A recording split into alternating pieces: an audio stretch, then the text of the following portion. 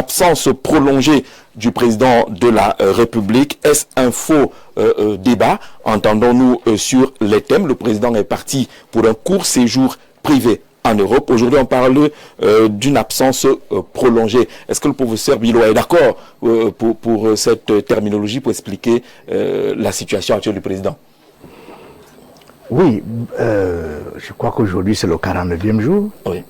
Et donc, c'est vrai qu'une fois il avait aussi passé 49 jours, il était revenu le 49e jour. D'accord. Bon, donc on peut espérer qu'il revienne aujourd'hui ou demain.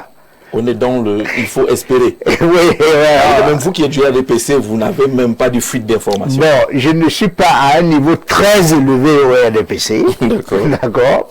Donc, si peut-être que le secrétaire général du comité central du RDPC, lui, il peut être au courant de la date d'arrivée ou de l'heure d'arrivée du président de la République ou du président national du RDPC. Je n'ai pas ce privilège. Donc, on est d'accord qu'on ne peut plus parler de court séjour privé au 49e jour. Bon, écoutez, dès le départ, on n'avait pas défini la longueur ou l'étendue du court séjour privé. Donc, le court séjour privé, peut-être que ça peut être un mois, ça peut être un mois et demi. C'est déjà un mois et demi. Bon, quel que soit le cas, le président de la République va revenir, c'est évident. Il va revenir. Comme nous ne connaissons pas la date exacte, il pourrait revenir demain comme il pourrait revenir aujourd'hui. On ne sait pas. Ce qui est sûr, c'est qu'il reviendra. C'est assez embarrassant, Roger Kekiki. Comment qualifier l'absence du chef de l'État? On a annoncé officiellement un court séjour privé. Cela fait une 50aine de jours aujourd'hui. Est-ce qu'on est vraiment dans une absence prolongée finalement? J'ai essayé de chercher l'unité de mesure de la longueur des séjours en me demandant est-ce que la longueur c'est 100 ou 200? Dans ce cadre-là, la moitié de la longueur se trouverait où? C'est un séjour à l'étranger. Mais moi je ne vais pas faire comme l'homme politique, le professeur Biloa. Il doit défendre sa chapelle, mais je vais, en tant qu'investigateur sociopolitique, convoquer des faits et des événements qui se sont produits dans l'histoire. Parce que l'histoire nous permet souvent d'étayer aujourd'hui. Oui. Entre la fin des années 70 et le début des années 80, Amadou Ahidjo passe tout son temps en Europe. La raison était la maladie, la santé. C'est-à-dire que en 78 précisément, ça commence à s'accentuer. Le président, on l'écoutait à la radio, il toussait chaque fois qu'il parlait. On laissait croire que ses médecins français, notamment, laissaient croire qu'il avait des problèmes de cœur ou des problèmes respiratoires. Il était à Paris et il était à Saint-Cloud en train de se faire soigner. Et chaque fois qu'il avait fini ses soins, il partait à la Côte d'Azur. Il avait donc déjà responsabilisé depuis 1975 son ancien directeur de cabinet civil et secrétaire général de la présidence de la République qui était Paul Biya. Ahidjo avait trouvé donc celui qu'il appelait un homme fort qui maintenait le pays dans la continuité. Il maîtrisait le gouvernement, il connaissait les dossiers diplomatiques, il connaissait l'armée.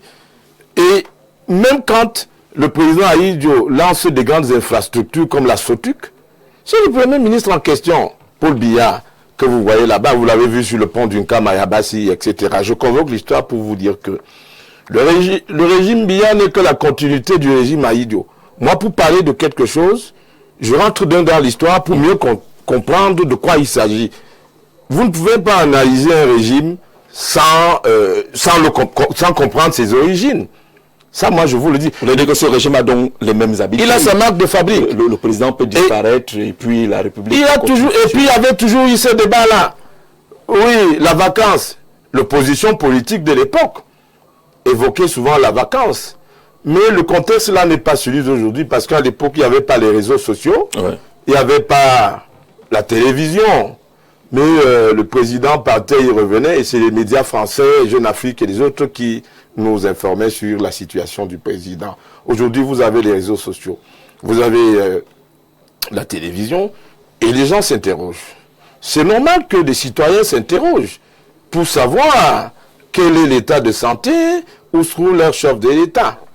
Mais vous savez aussi que le professeur Marc mon aîné professionnel, votre aîné, a fait toute une thèse sur la méthode silencieuse du président Biya. C'est-à-dire quelqu'un Les silences qui est présidentiels. rusé, un adepte, un fidèle, un disciple de Machiavel, qui parle très peu. Et en fin de cette semaine, qu'est-ce qui s'est passé?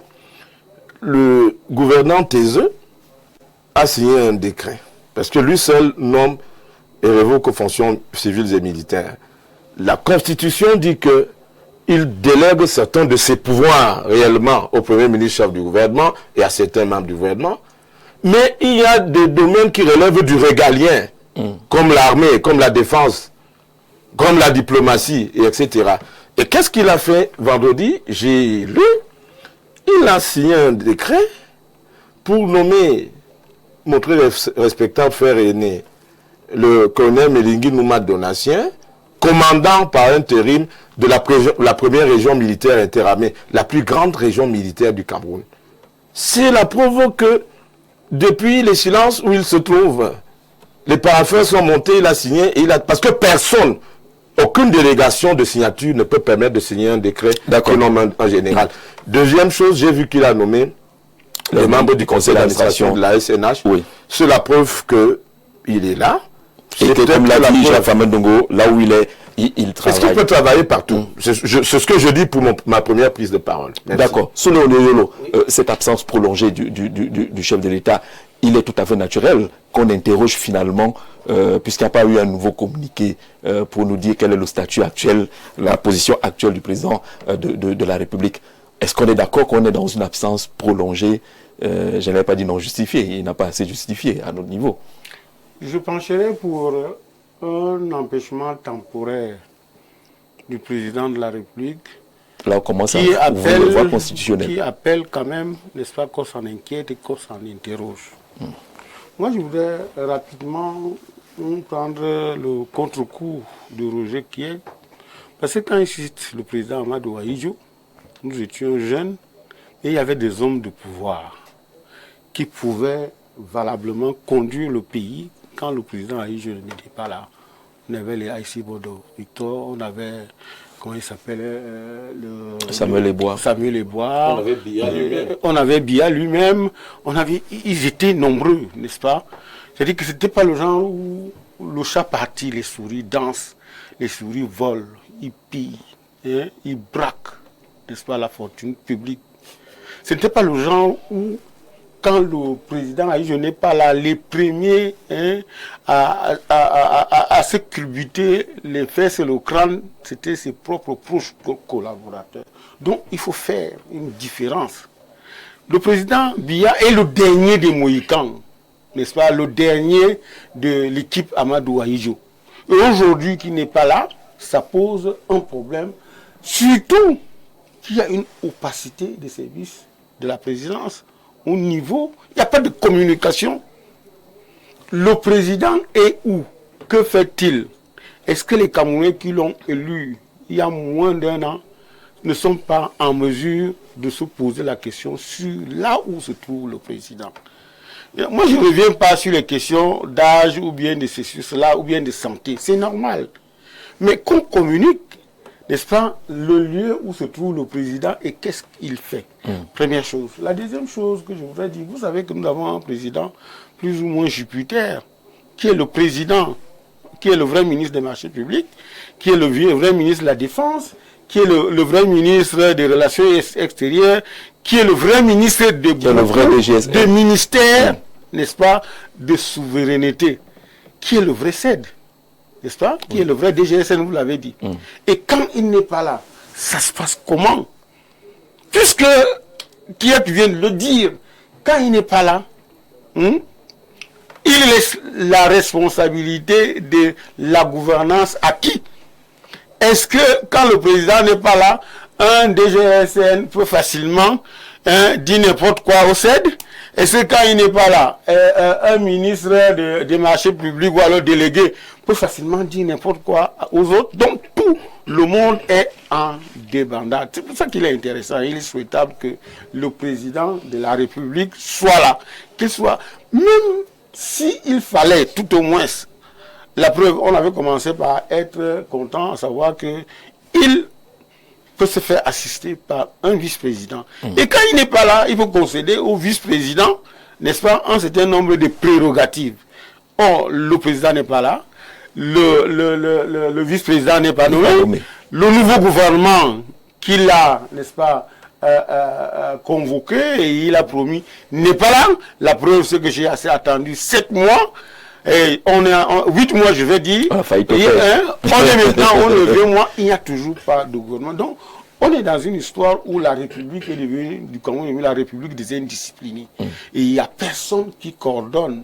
Et je suis pas d'accord avec Roger, à savoir que le Premier ministre là, qui le respecte? Personne. Oui, sur le plan institutionnel, oui, mais j'ai le sentiment que le Premier ministre, beaucoup de gens ne l'écoutent pas. Et je ne suis pas très sûr que le Premier ministre peut parler quand le vice-dieu, le RGPR, parle. Donc nous avons un embouteillage au niveau institutionnel qui amène le Cameroun à être la République du on va faire comment. D'accord. On a vu les sorties des membres du RDPC, même s'ils n'ont pas été formellement mandatés, sur la question en disant trêve de bavardage, arrêtez. Maintenant, on a vu le ministre Jacques Famdongo, d'ailleurs sa sortie est portée par l'entête du ministère de l'Enseignement supérieur, d'ailleurs ici, ministre d'État, ministre de l'Enseignement supérieur. Il parle justement de tout cela. Halte au fantasme, il n'y a aucune vacance au sommet de l'État. Beaucoup estiment que ce n'est que des fantasmes quand on évoque l'absence du chef de l'État, docteur. Oui, moi je pense que de tout ce qui a été dit précédemment, les axes peuvent s'expliquer. Et qu'aujourd'hui, il y a tout un diagnostic technique à faire et qui participe d'une communication qui, va-t-on dire, n'est-ce pas, est assez mal conduite. Quel que soit le cas, le tempo et les termes d'une communication institutionnelle se veulent respectueuses, oui, n'est-ce pas, de l'opinion à qui cette communication s'adresse.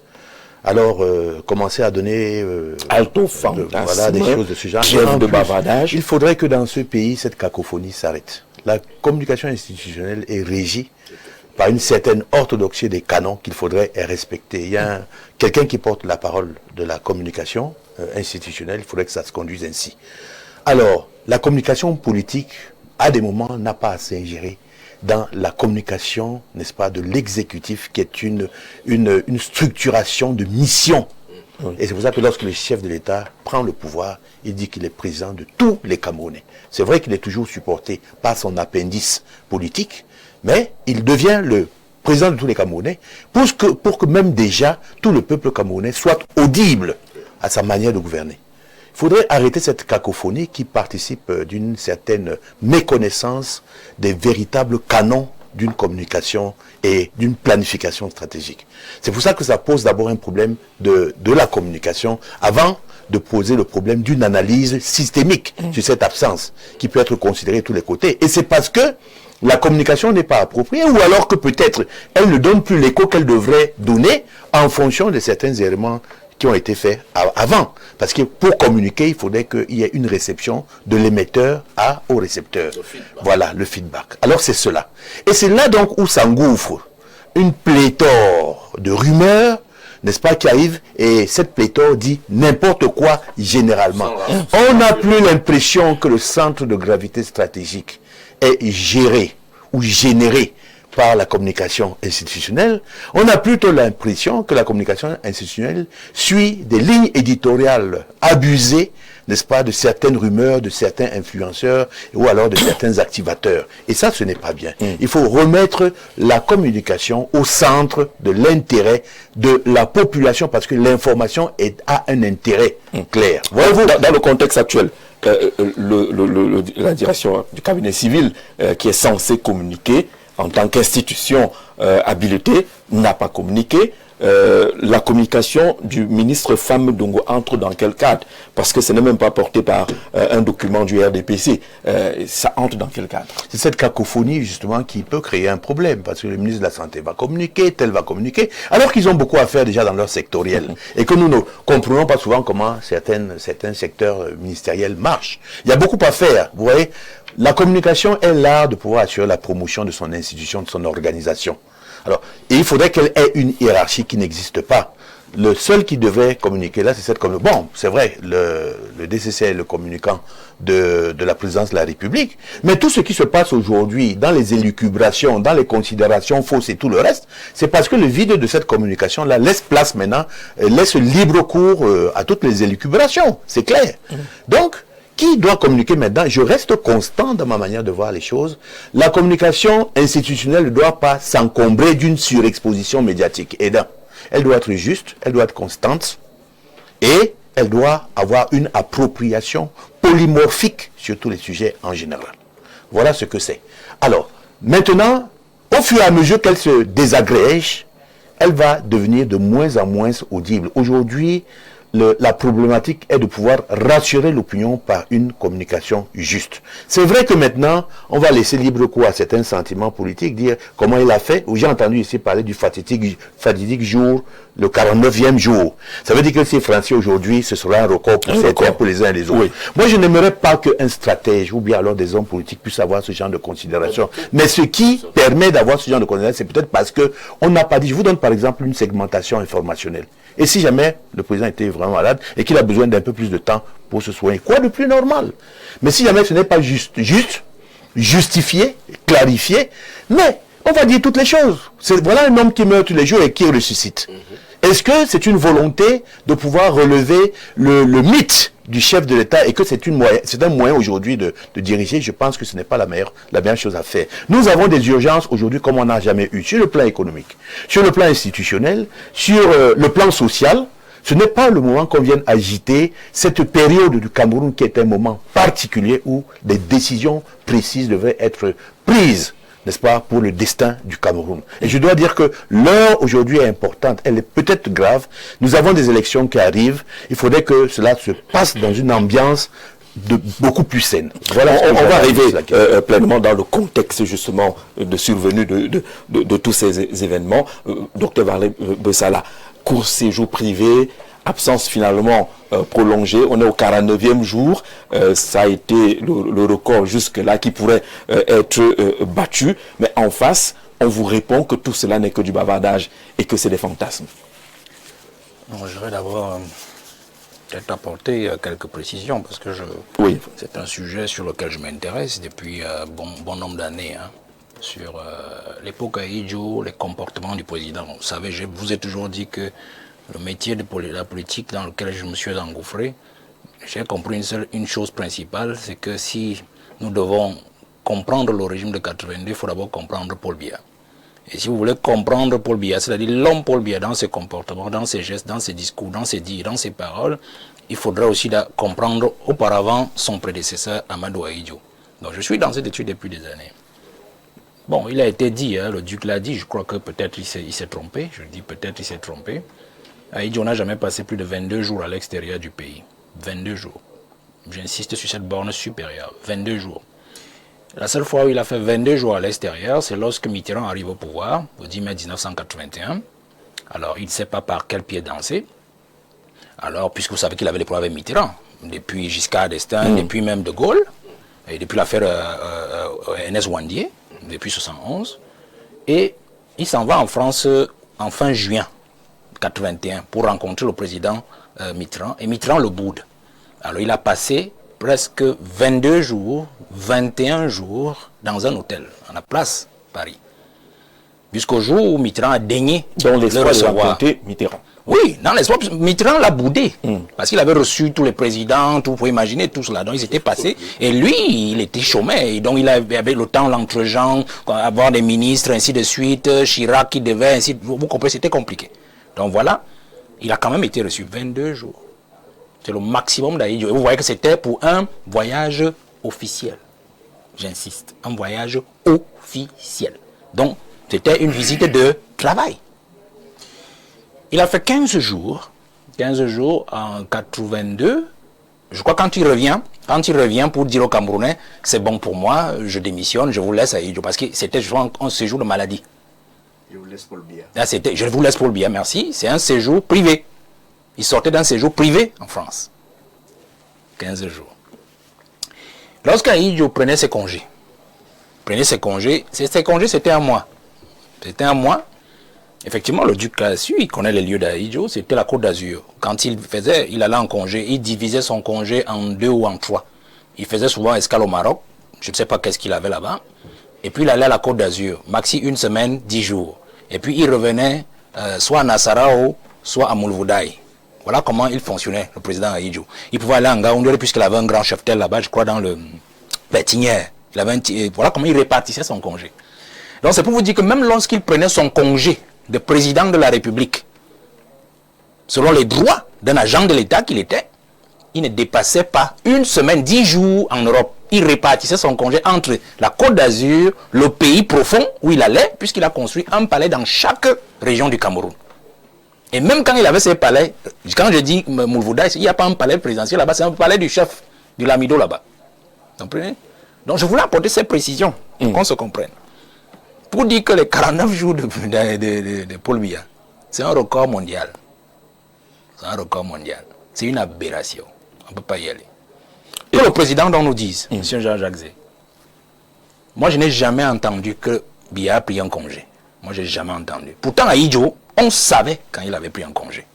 Et il le prenait toujours pendant les grandes vacances. C'était pas en plein milieu d'année, ainsi de suite. Il le prenait toujours entre le mois de juillet et le mois de août.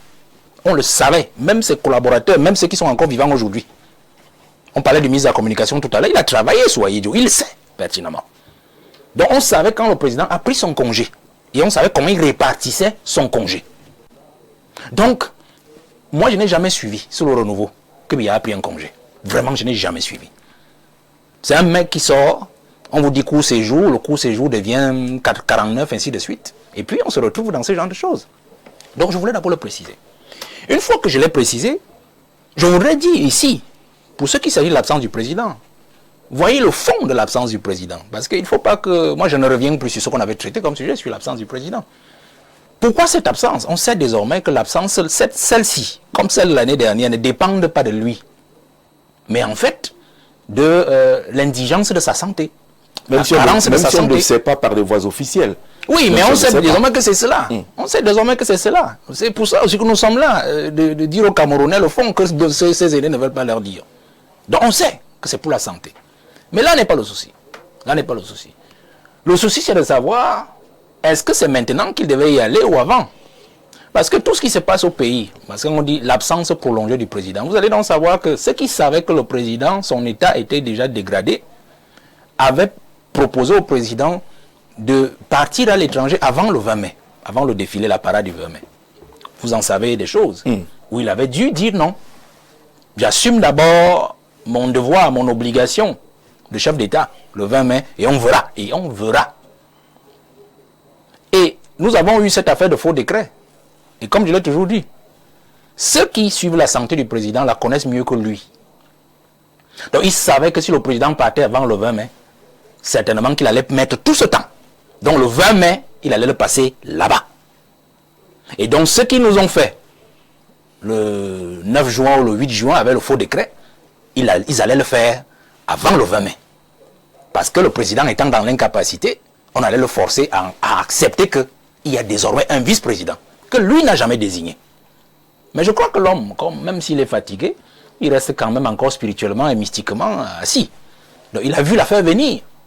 Il a quand même supporté le 20 mai. Parce qu'on sait tout ce qui s'est passé le 20 mai, on n'a pas besoin de revenir, ça se chuchote. Ouais, allons-y. Il a supporté le 20 mai. Et une fois qu'il s'en va, le faux décret est apparu. Parce qu'eux, ils savent que le président est dans un état très, très, très difficile. Vous comprenez?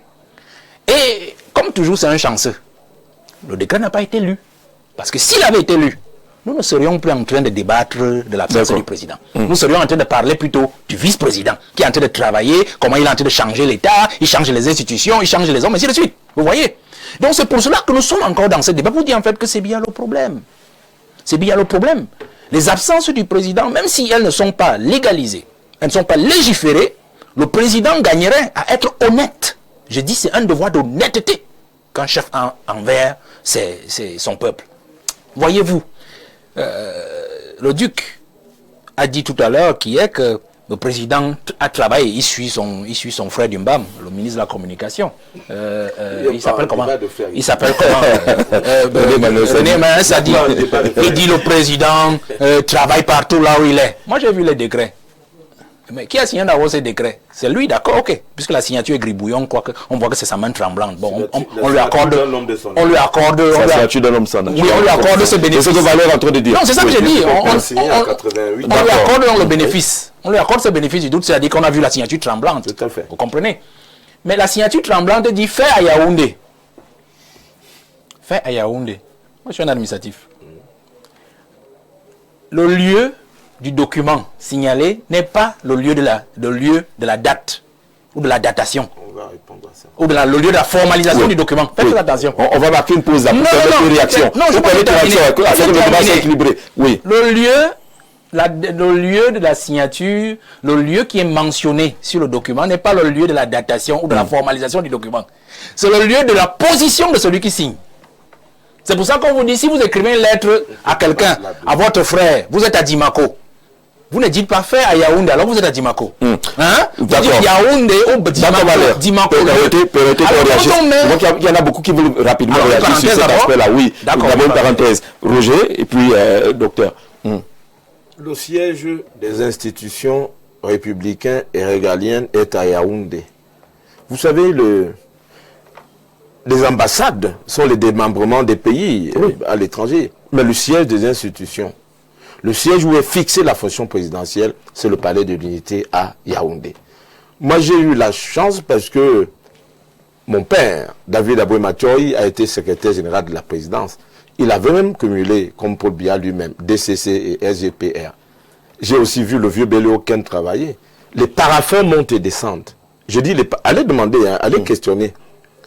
Les navettes se font, les paraffeurs. L'homme institutionnel peut se trouver à Genève. Les paraffeurs montent et descendent parce que le siège institutionnel ne peut jamais être délocalisé. C'est la symbolique de l'usage de ce pouvoir. Le professeur Onan Guini aime à vous rappeler que, au-delà de la loi, des textes et tout, certaines coutumes et habitudes s'installent comme des lois sur le long terme. Je vous ai dit que c'est un régime qui s'est projeté sur le temps. Le siège des institutions, c'est le palais de l'unité. Quand les paraffeurs en question partent à Genève, ils reviennent pour être lus ici. Donc, ce n'est pas un pilotage à partir de l'extérieur. Moi, je regarde la symbolique, la valeur symbolique. Je peux être d'accord. Et puis, je voulais dire que Aïdjo ne mettait pas autant de jours, mais Aïdjo voyageait plus régulièrement. Ce monsieur vient de mettre plus d'1 an là sur place sans voyager. Et moi, je me sens souvent mal à l'aise pour discuter de la santé. On est sur le lieu. On est sur le lieu. Le lieu symbolique. Notre réaction. Le lieu, c'est Yaoundé. On peut aller signer là-bas et on les ramène ici parce que le pouvoir en question est exercé ici. D'accord. Docteur, vous voulez réagir sur la question? Pas forcément, mais je dis que ça participe quand même d'une certaine flexibilité de la maîtrise de l'administration. Moi, je pense que le débat n'est pas là si jamais on avait éclairé les Camerounais qu'ils doivent être éclairés sur la question. Si on les avait éclairés suffisamment, on ne serait pas en train de faire ce débat. Soulé également, vous avez achevé. Oui.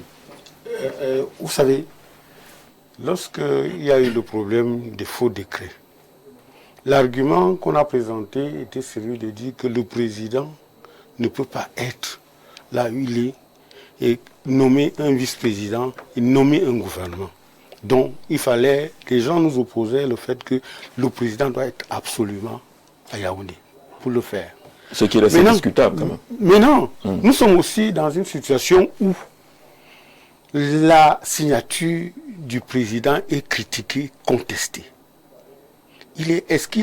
Comment faire savoir aux uns aux autres et comment ne pas être d'accord avec Valère que si cette histoire, tous les textes qui sont signés à Yaoundé, alors que le président est là où il est, où personne ne connaît, ne sont pas des textes que lui-même ne connaît pas. qui ne reconnaît pas avoir signé quelque chose. Donc le gars n'a pas manifesté, il n'a pas dit qu'il ne reconnaît pas. Est-ce qu'il est d'abord au courant? Non, on ne dira pas qu'il n'est pas au courant. Soulé, on ne dira pas qu'il n'est pas au courant quand même. Vraiment, il est là, il traite les dossiers, vous le savez. Professeur, vous voulez réagir là-dessus? On a tout de remettre la parole à Valère, on passe par le professeur. On passe par le professeur, Soulé, on passe par le professeur. Je ne sais pas pourquoi quand il veut monter, vous faites descendre. Non, acceptez de descendre, vous allez monter plus haut après. Je souhaiterais qu'on soit un peu plus prudent quand on parle du président de la République, parce qu'il y a des choses dont on parle sans connaître les éléments exacts, n'est-ce pas? On parle de la santé du président, on parle de la façon dont l'administration de la présidence est gérée, alors qu'on n'a pas les informations exactes et relatives.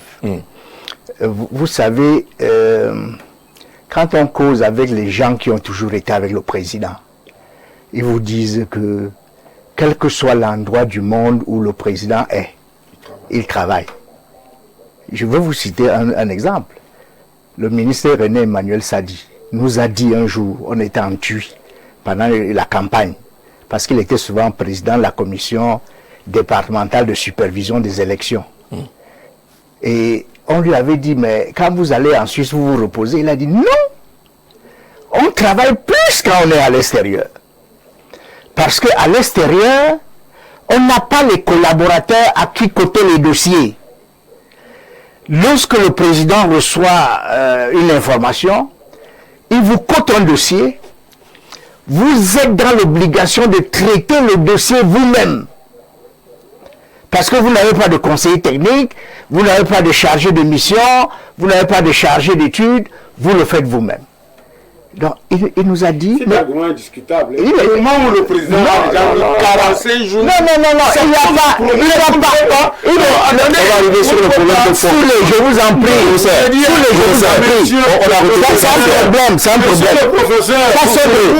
problème.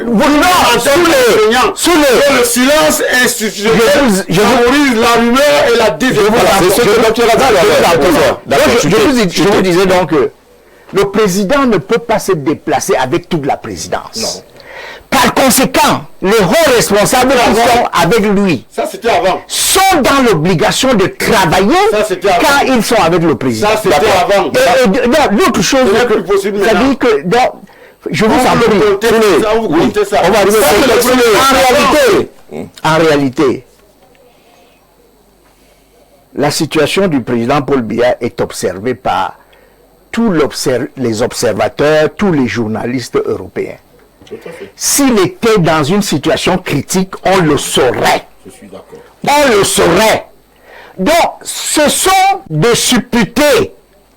Ce sont des supputés. Vous voulez dire qu'on doit attendre que les journalistes européens disent quelque chose? Non, mais écoutez, il y a non seulement directement Jean-Jacques Zé, il y a non seulement les journalistes européens, manipulation aussi, mais il y a aussi les journalistes européens nous ont décrit des scénarios. Il y a aussi des compatriotes. Si nous on était à Yaoundé quand ils Jean-Jacques Zé, je vous en prie. Oui. Il y a aussi des compatriotes qui sont à côté du président au quotidien. Qui ne s'expriment pas par les voies officielles. Il faut être l'ami. Le président n'est pas dans un état critique, c'est ce que tu as pu Valeur va chuter. Bien.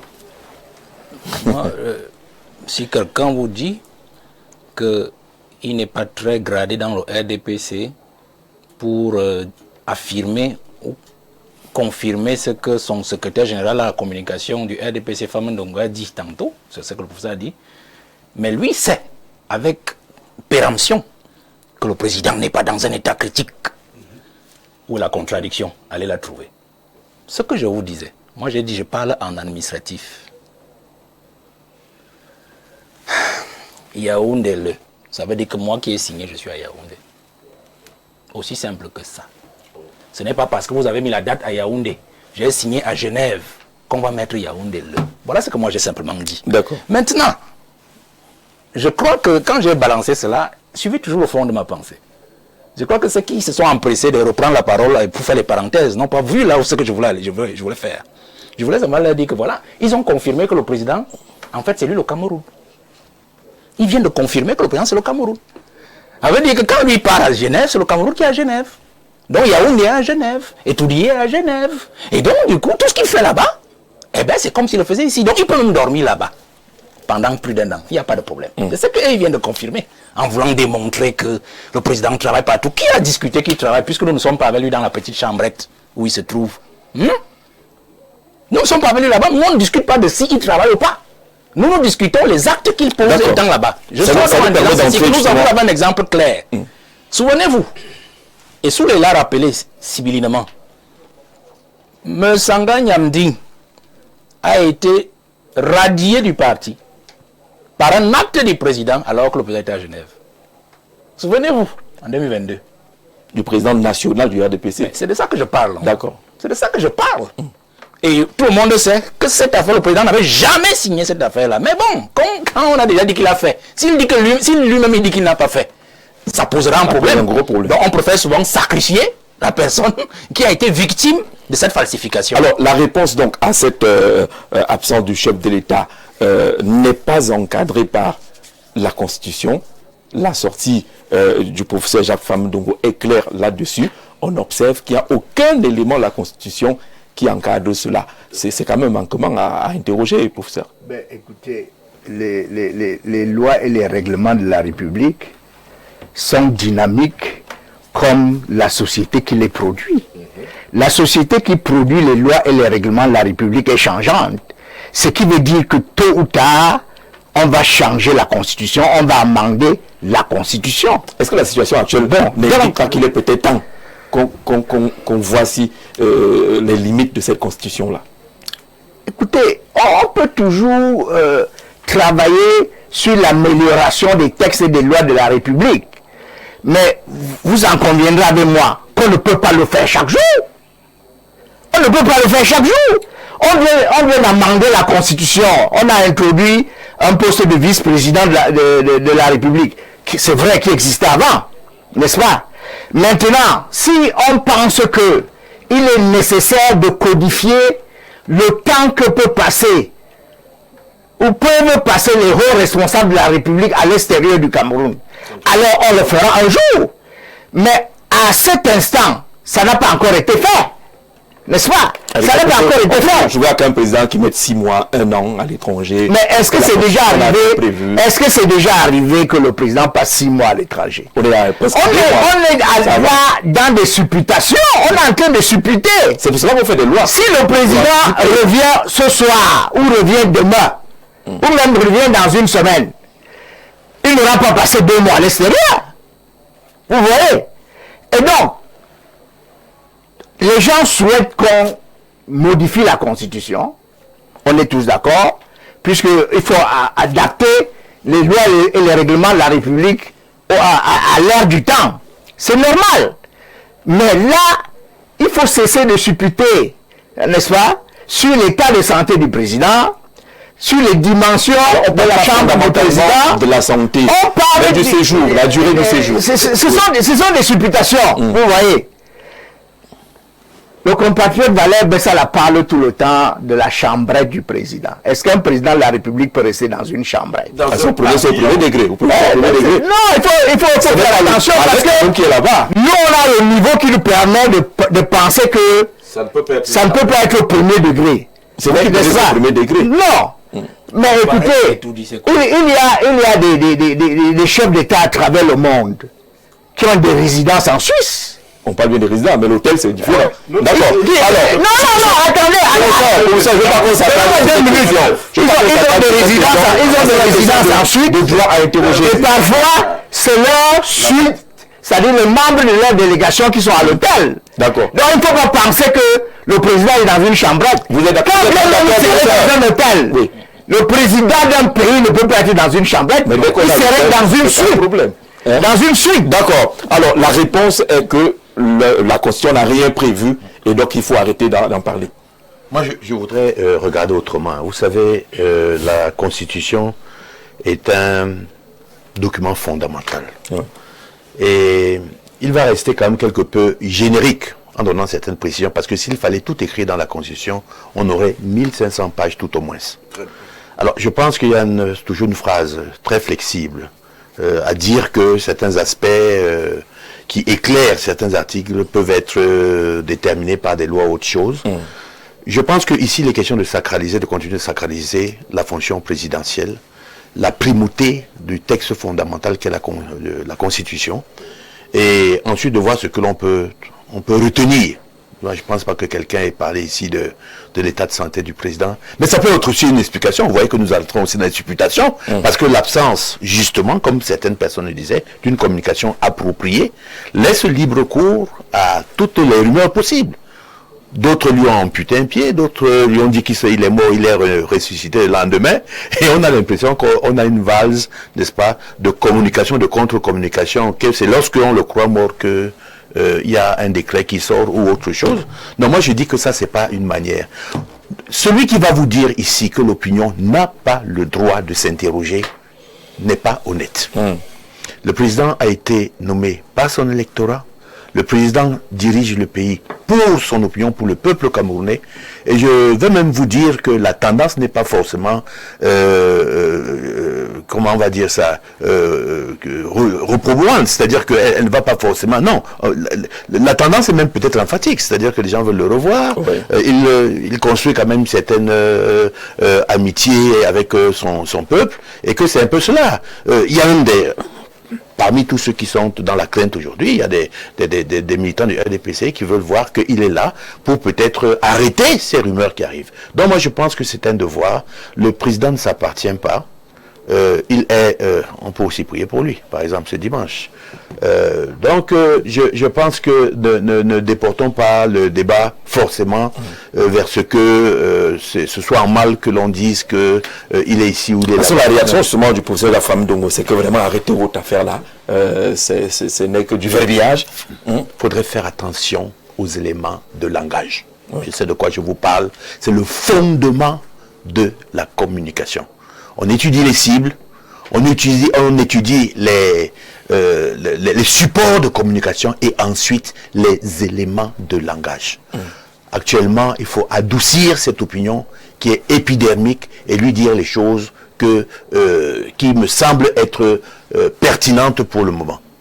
En parcourant différentes constitutions, on s'est rendu compte justement qu'il n'y a pas une limite fondamentale d'un État comme dans l'autre, mais on a vu qu'il y a des mécanismes qui permettent qu'à un certain nombre de jours, le président de la République absent puisse informer le Parlement.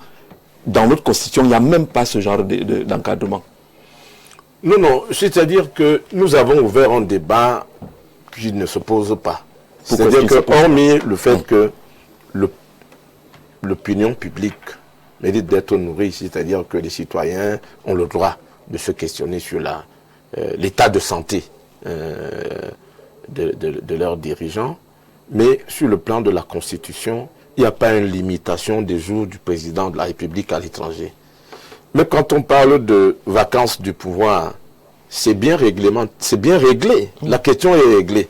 Si le président faisait l'objet d'un empêchement définitif, qu'est-ce qui se passerait? Dans le cas présent, il y a des mécanismes de constatation. Et il y a le président du Sénat qui prendrait un certain nombre de responsabilités pendant un certain temps. Mais dans le cadre de la modification qu'on vient d'introduire, en attendant que le vice-président soit là, on a dit que le vice-président ferait ci, ferait ça pendant un certain nombre de temps et assurerait la continuité en attendant qu'on organise les prochaines élections. Mais je vous dis, par exemple, nous observons beaucoup, et moi je peux vous dire que même à Genève, j'ai la possibilité d'avoir une ou deux ou trois informations. Là c'est toi, hein? C'est Roger qui a la possibilité d'avoir ces informations. Voilà, un groupe suisse. Mais le citoyen, celui qui a élu le président, il fait notre rôle est aussi parfois de rassurer le citoyen. Jean-Jacques, un groupe, moi je viens vous dire aujourd'hui, comme quelqu'un a dit sur ce plateau, que le président a reçu 21 parapheurs hier soir, j'ai quelle crédibilité? Voilà, c'est ça. Je représente qui? Maintenant, je vais vous dire que des Suisses qui ont commencé leur négociation à Genève sont arrivés au Premier ministère dans la semaine pour discuter avec le Premier ministre parce qu'ils vont construire le port de Limbe. Ils sont venus de Genève. Et des fois, Genève est un haut lieu de toutes sortes de tractations. Les plus grands trafiquants d'armes, les propriétaires des fonds spéculatifs, les hommes d'affaires, Pierre Castel, tout le monde est à Genève. Et il m'avait dit un jour, ces gens-là, que votre président est l'un des plus gros clients de l'hôtel intercontinental, parce que quand il arrive là, à partir de minuit, des hommes d'affaires, des gens viennent de partout pour le rencontrer et pour négocier. Et ces gens-là... Et l'hôtel fait des recettes. L'hôtel fait des recettes. Parce qu'il a dit tout à l'heure, le président, tout le monde, pour ceux qui savent, il a une résidence au bord du lac Le Mans, où ses enfants se trouvent régulièrement. Mais il a ses appartements depuis très longtemps, depuis très très longtemps à l'hôtel intercontinental. On ne va pas revenir là-dessus. Donc, des fois, il dit on doit considérer que c'est le palais bis de l'unité qui est à l'intercontinental. On peut considérer que même si c'est un séjour privé, le président est en train de travailler. La preuve en est qu'il aurait rencontré des Suisses. Je vous dis que les Suisses sont arrivés là et on est en train de lancer la construction du port de Limbé. Des Suisses.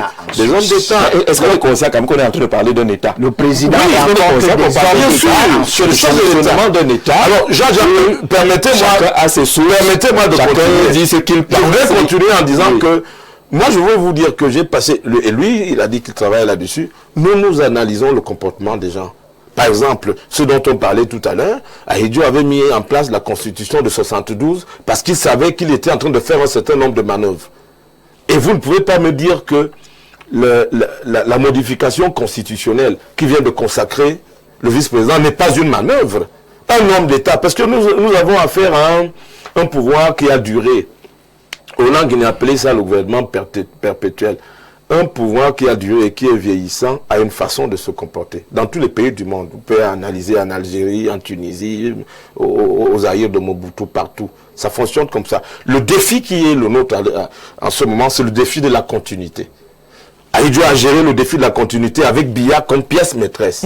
Et actuellement, on est en train de gérer ça. Mais maintenant, Soulé a dit tout à l'heure que le chat parti. Mais oui, Soulé a raison. Soulé lui voit dans l'entourage institutionnel des pieds nickelés. C'est-à-dire des gens qui ne le rassurent pas sur la continuité. Et maintenant, c'est Soulé, vous ne voyez pas cela. Moi, je vois, j'ai pas une lunette de Soulé. On a deux paires de lunettes différentes encore. Donc, vous êtes rassurés. Alors, donc, voici ce qui se passe. Vous savez, en 2026, l'information va plus vite. Et je vous dis, comme le dit le colonel Badek, les citoyens veulent être rassurés parce que les citoyens ont peur des pieds nickelés que Soulé voit là. Soulé a dit que ces gens-là volent beaucoup. C'est celui qui les voit voler. Moi, je ne les ai pas encore vus voler. Donc, par rapport à ces gens que Soulé trouve des jouisseurs, ces gens qui ne rassurent pas, ces gens qui n'ont pas l'étoffe des hommes d'État. Notre analyse m'intéresse beaucoup. Tu as dit que ces gens-là volent comme des souris. C'est toi qui l'as dit. Et tout le monde a suivi. Si Soulé pense que ces gens qui volent-ci ne nous rassurent pas sur la continuité, il est de bon ton que, de manière officielle, un autre type de communication paraisse pour nous dire que celui que les Camerounais ont élu est celui en qui on a confiance. Parce que lui, il ne volait pas comme une souris quand Ahidjo l'avait responsabilisé, que celui-là est bien et que les lendemains ne sont pas incertains. Et je termine en disant qu'une agence de notation américaine, Fitch notamment, qui s'était réjouie de l'annonce de la vice-présidence en disant que ça peut rassurer les investisseurs sur le fait que après bien, le Cameroun ne peut pas sombrer, on peut continuer à venir investir, que cette agence-là a pensé qu'on commence à nouveau à avoir peur parce que le verrou, le fusible institutionnel, le vice-président qu'on attendait pour rassurer n'est pas mis en place et on commence encore à freiner des quatre fers quant à la nécessité de venir investir. Il a donc passé vice-président, le président appelé lui-même n'est pas là, officiellement on ne sait pas où il est et quand il va revenir au pays. On parlait de l'encadrement, la Constitution, c'est totalement un vide sur la question. Ailleurs, on a vu ce vide et on a essayé de le combler en amenant par exemple le président à rendre compte au Parlement après un certain nombre de jours passés à l'étranger. Ici, il n'y a aucun mécanisme. Le président peut décider de mettre autant de temps qu'il veut à l'étranger, qu'il n'a pas obligation à informer. Je viens de suivre quelque chose d'extraordinaire.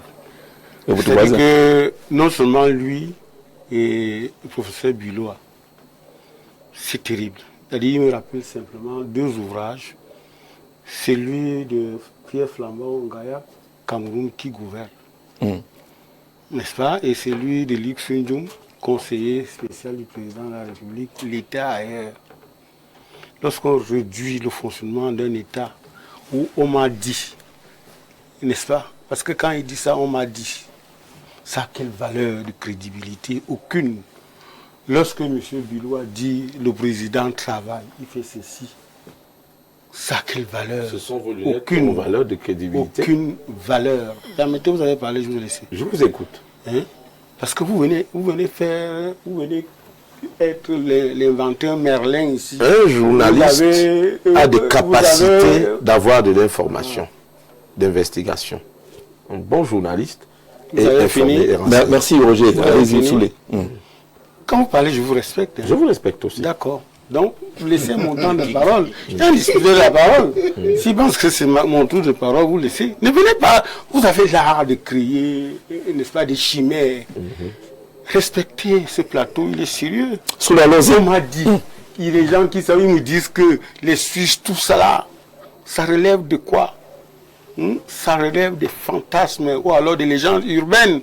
Nous avons besoin d'une communication institutionnelle. Et je vous ai dit que le déficit de la communication institutionnelle favorise, n'est-ce pas, on m'a dit, la désinformation, comme vous le faites, Bilois et vous. Très bien. Hein? Comment? Et puis moi je me dis, ok, quel est, quand j'apprends, parce qu'on veut suivre ce que le ministre Ndonga a dit, que le président, c'est des fantasmes, que les gens arrivent à pérorer sur l'absence physique du président de la République. Mais c'est faux, M. Bilois. Et nous avons besoin de savoir où se trouve un monsieur que nous avons élu, n'est-ce pas, en 2025. Mais vous le savez. Ça fait simplement, ça fait moins d'un an Vous savez. qu'il a été élu et qui n'est pas là pendant 45 jours. Ça nous pose un problème.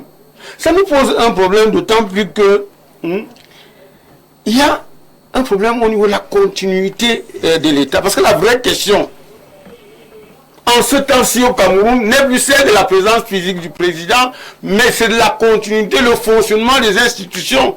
C'est pour ça que je parle d'une république, n'est-ce pas, de Biakabo, une république, n'est-ce pas, de Bungandiaga, une république où la république des indisciplinés. Mais, professeur Bilois, lorsque le président n'est pas là, il y a des conséquences politiques, n'est-ce pas? L'absence prolongée du président de la République crée un déficit de visibilité du pouvoir exécutif. Il est le président, le chef de l'exécutif. Le Premier ministre est le patron du gouvernement. Mais le Premier ministre, en réalité, personne ne l'écoute, personne ne le voit. Il est réduit à inaugurer des chrysanthèmes. Qui, n'est-ce pas, qui aujourd'hui peut nous présenter la visibilité, n'est-ce pas, du pouvoir exécutif? Il n'y en a pas. Puisque le chat parti, comme j'ai dit, les souris dansent. Et puis le président de la République s'en va, après avoir fait travailler le Parlement réuni en congrès, n'est-ce pas, la semaine sainte, pour créer un poste de vice-président. Et je suis étonné de savoir que depuis là, une session parlementaire vient de s'achever. Le président avait pratiquement 20-25 mois, 25 jours. Les parlementaires n'ont même pas marqué un temps d'arrêt pour dire mais il faut quand même, n'est-ce pas, qu'on essaye un peu d'arranger le vide constitutionnel qui fait qu'on ne sache pas la durée du temps que le président doit passer en Europe. Pour cela, il fallait, même si ça ne devait pas passer, il fallait même qu'on se posât la question. Mais on ne l'a pas fait. L'absence prolongée du président de la République pose la question de la préparation de la succession politique. Nous avons un président qui a de l'âge, qui est... Mais il faut qu'on... Si lui-même, il a accepté la question d'un poste de vice-président, ça veut dire que lui, il y pense. Mais comme il n'est pas là, qui le fait? L'absence du prolongé du président de la République nous pose un autre gros problème. N'est-ce pas, le Conseil supérieur de la magistrature suprême? Pourquoi avoir, n'est-ce pas, est-ce que il a réorganisé cette institution simplement pour les bons yeux ou alors pour conformer cela au mandat, ou alors il a organisé parce qu'on devait avoir une session pour que le président et pour que les magistrats, vous savez combien de promotions de magistrats sont en chômage, et du coup je vais chuter par quelque chose. Valère l'a évoqué, la personnalisation ou bien la personnification du pouvoir présidentiel, qui fait en sorte que les gens peuvent penser que quand le président n'est pas là, il est là. Ou alors quand le président est là, il part avec tout et tout dit. Maintenant, quand vous parlez d'hôtel continental, pour un président qui a une résidence à côté, qui paye? Qui paye? Est-ce que c'est la fortune publique qui paye? Ou alors c'est le président qui paye de son propre salaire? Parce que, quoi qu'on dise, ceux qui assurent le contrôle budgétaire des dépenses frivoles comme celle-là doivent être capables de nous dire qui paye. Alors que nous avons... D'accord. D'accord. Nous avons des qui manquent de pouvoir. On a entendu. On va pas appeler cela dépenses frivoles. Non, voilà, non, sur les dépenses présidentielles. Non, vraiment. Je donne la parole rapidement pour ceux qui voulaient réagir. Ils voulaient réagir. Permettez qu'on réagisse. C'est très important pour l'interactivité. Oui, un mot donc. Un mot et je pars. Lorsque vous avez dépassé un certain nombre de jours et vous êtes président de la République, on ne vous voit pas. On peut penser que les dépenses sont frivoles. D'accord. Professeur. Je ne sais pas comment le petit frère Soulé peut penser que ce qui est pertinent, c'est lui seul qui peut le dire. Voilà. Lui, il est journaliste. Roger Kié de Kiki est journaliste. Voilà. Le colonel Badjek est un homme de l'armée et il a un doctorat en stratégie. L'administrateur civil Valère Bessala est administrateur civil et il a un doctorat en droit. Comment il est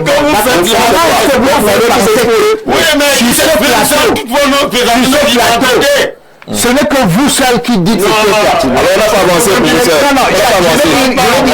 je vais être très bref. Le président, quand il est... je ne savais pas qui est qui, je savais. Il travaille pour le Cameroun. Tu savais que Valéry joue. Vous le savez, non? Parce que le président rencontre des hommes d'État en Suisse. Oui. Et des partenaires. Je vous raconte un fait. Le président qui rencontre des hommes d'État. Non, regardez, écoutez. C'est vrai de savoir que notre président a rencontré. Vous ne devez pas être informé de tout. Mais ça c'est important. Hein? Mais ce que je vous dis, ce que je vous dis aussi, c'est une information. C'est la loi des extrémités. J'étais à une conférence à Bordeaux quand Juppé était maire de Bordeaux et Premier ministre en France. Visite officielle.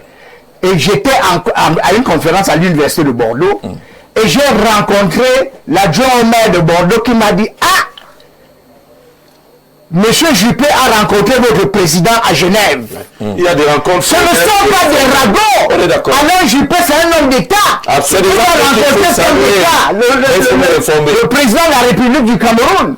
Quand le président de la République du Cameroun rencontre des hommes d'État à Genève, de faire le Congo, des grands hommes d'affaires, c'est pour défendre les intérêts du Cameroun. C'est de savoir qui rencontre ces hommes d'affaires-là. Donc ça veut dire que ce ne sont pas des dépenses frivoles. Non. N'est-ce pas? Des dépenses de souveraineté. Et ce sont des dépenses de souveraineté. Le président travaille pour le Cameroun partout où il est. Absolument. Merci. Voilà. Yaoundé, ne signifie pas que le signataire doit être à Yaoundé. Le lieu renvoie au siège de l'institution qui émet cette correspondance. Le président signe souvent des textes à Meyomé Sala. Cela ne veut pas dire qu'on doit mettre Meyomé Sala. Bonjour, bon dimanche. Permettez qu'on les écoute aussi. Ce gouvernement. Bravo. Tu as raison. Écoutez vraiment les autres. Ils vous écoutent, respectez également qu'on les écoute. Ce gouvernement est trop vicieux. Depuis bien belle lurette, il y a toujours eu des rumeurs sur la situation du président et nous commençons à croire que c'est ce gouvernement qui a toujours été à l'origine de ces rumeurs, car leur équation est simple, intégrée dans la mémoire des Camerounais, qu'à chaque fois qu'on dira que le président est décédé, ce sera toujours considéré comme une rumeur. Lorsqu'il sera véritablement à leur parti, qu'est-ce qu'on fera? Ils diront toujours cela. Restons vigilants. Merci pour cette contribution. Le président ne vend pas... On craignait le mandat de trop du président Paul Biya. Eh bien, on y est. On peut craindre d'appeler Chacha, de parler de l'état de santé du président, mais c'est de ça qu'il est question. Le président ne vend pas le fouléré, et si on veut le rencontrer, qu'on vienne à Etoudi. D'accord, bon, là vous parlez d'Etoudi.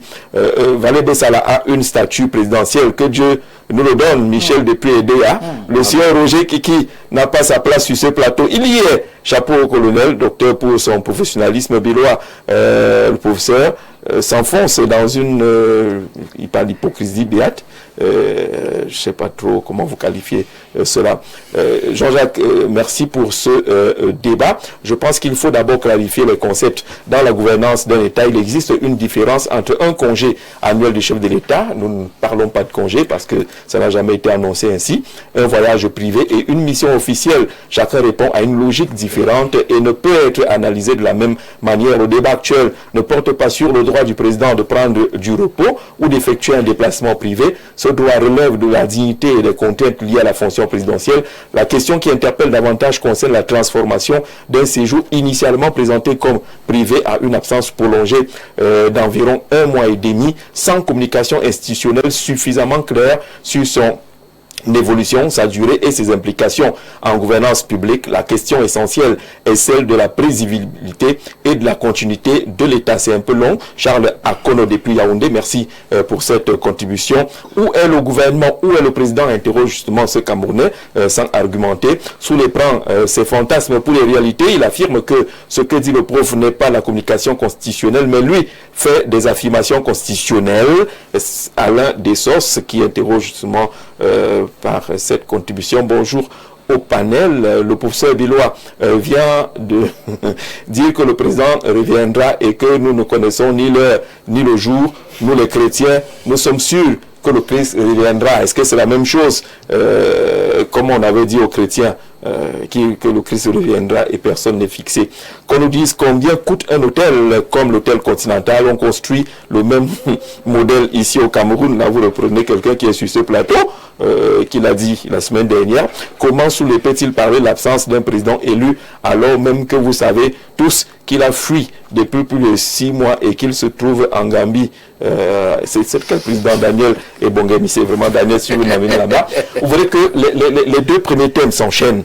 Parce que là, on va aborder la seconde thématique. Vous prenez la parole et vous allez nous permettre de faire ce pont-là avec la seconde thématique qui interroge la sortie du capitaine Effoudou dans le contexte où le président n'est pas là, le même contexte qui a connu cette affaire de vrai-faux décret, qui connaît beaucoup d'autres affaires telles que l'or et autres. Il y a beaucoup de choses à l'absence du chef de l'État. D'abord, Valère, qui voulait réagir pour sortir justement de la première thématique. Non, ce n'est pas pour réagir, c'est pour équilibrer le temps de parole. Je parlé sur le sujet une seule fois. J'ai été interrompu 3 fois par chacun de ces intervenants. Donc, laissez Valère parler, s'il vous plaît. Voilà. Donc, moi, je voudrais continuer. Pour dire en fait que quand on parle des absences, l'absence prolongée du président, je voudrais davantage regarder ça sur les conséquences. Sur les conséquences. Moi, je suis très désolé parce que ceux qui croient défendre le président et ses absences prolongées, en fait, ne font que l'enfoncer. Parce que si vous dites que les dépenses qui sont faites là-bas sont des dépenses frivoles et que le professeur dit que ce sont les dépenses souveraines, moi je suis d'accord, vous dites la même chose. Les dépenses sont souveraines parce que c'est le contribuable camerounais, le peuple camerounais qui finance son séjour. C'est ça qu'elles sont souveraines. Mais elles sont frivoles par leur emploi. Donc vous dites exactement la même chose. Donc il prend notre argent, il va verser dans un hôtel. Vous n'êtes pas d'accord. Aussi simplement. Vous n'êtes pas d'accord. Ça peut être la même chose. Non. Elles sont frivoles. Alors on comprend que le docteur interroge l'utilisation des dépenses. Elles sont frivoles parce qu'elles ne se justifient pas sur la présence du court séjour, parce que c'est ce que dit la note du monsieur le directeur du cabinet civil quand ils s'en vont. Court séjour privé. Ça veut dire que dans le langage diplomatique, on dit court séjour privé, ça veut dire peuple camerounais, vous n'avez pas besoin de savoir ce que le président va faire. Mais sachez seulement qu'il ne mettra pas long à l'extérieur. Maintenant, le duc disait tout à l'heure, la longueur du cours, c'est laquelle? Il n'y a pas du tout.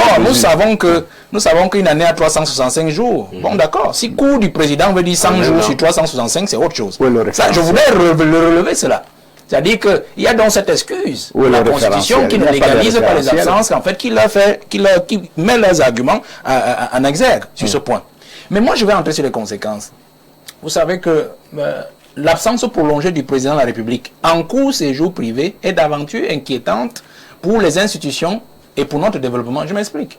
Moi, j'aime bien lire un journal économique, Écho Matin.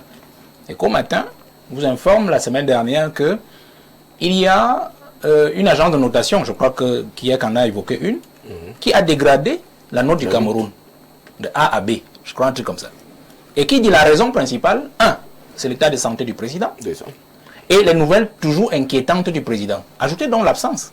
Puisque si on sait que notre président est déjà âgé, et que justement son état de santé est un peu à chaque instant, alors ces agences de notation justement donnent une information, donnent des feux verts, rouges ou oranges aux opérateurs économiques internationaux pour dire quand vous irez investir au Cameroun, sachez que le président est déjà âgé. Quand vous irez mettre votre argent là-bas pour investir, rassurez-vous que vous serez remboursé. Ou alors, si comme il est âgé, si le pouvoir n'est pas réglementé, du moins la succession n'est pas réglementée, qu'il y a guerre ou conflit, vous aurez des difficultés à rentrer dans vos fonds. Finish, c'est que le Cameroun aujourd'hui, notre ministre des Finances, qui est un emprunteur devant Dieu l'Éternel, patenté, ne peut emprunter à l'international qu'à des taux usuraires, plus de 10%. Regardez seulement tous les emprunts qu'il fallait extérieur, parce qu'en fait, le Cameroun est un risque, un mauvais risque pour les opérateurs. Pour le Cameroun est un mauvais risque. Selon cette agence de notation. Et qui sont des ce n'est pas seulement une seule agence. Donc le Cameroun est un mauvais risque pour les investisseurs. Vous comprenez? Parce qu'il y a comme cette épée de Damoclès qui pend en permanence sur nos têtes, sur notre avenir, l'avenir politique du pays, de celui qui décide au sommet.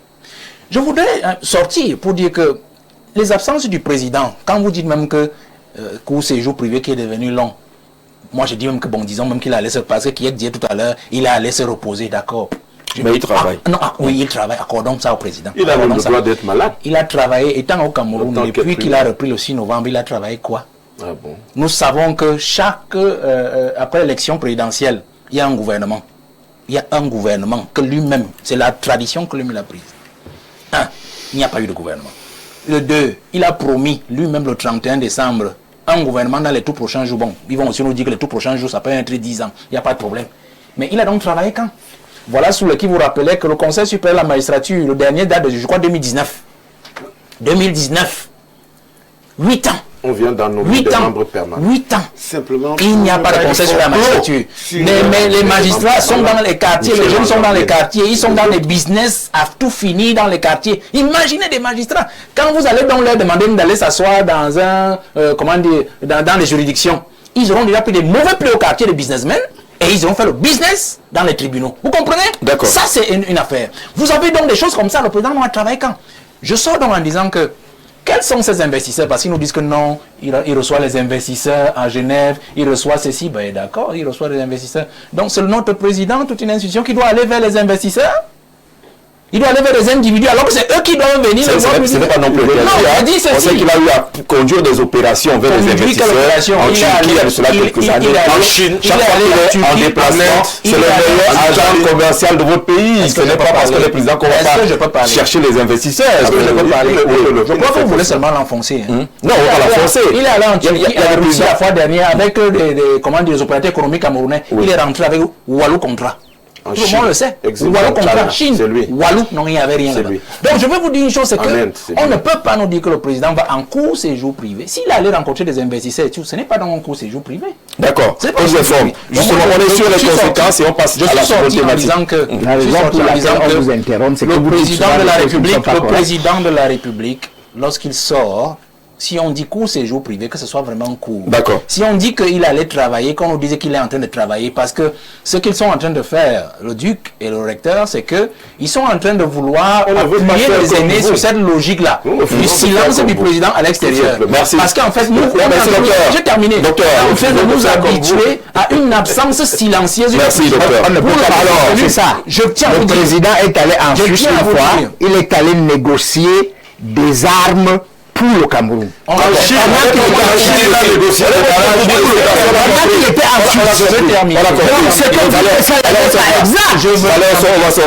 Je vais terminer pour dire que cette affaire-là, ils sont en train de vouloir nous habituer au silence du président. Parce qu'aujourd'hui, si quelque chose arrive au président, je le dis toujours, on nous dira toujours que non, le président est vivant. Il a signé, exécuté, alors que certainement il sera parti. Pour le moment, on a des décrets qui ont été signés par le président de la République.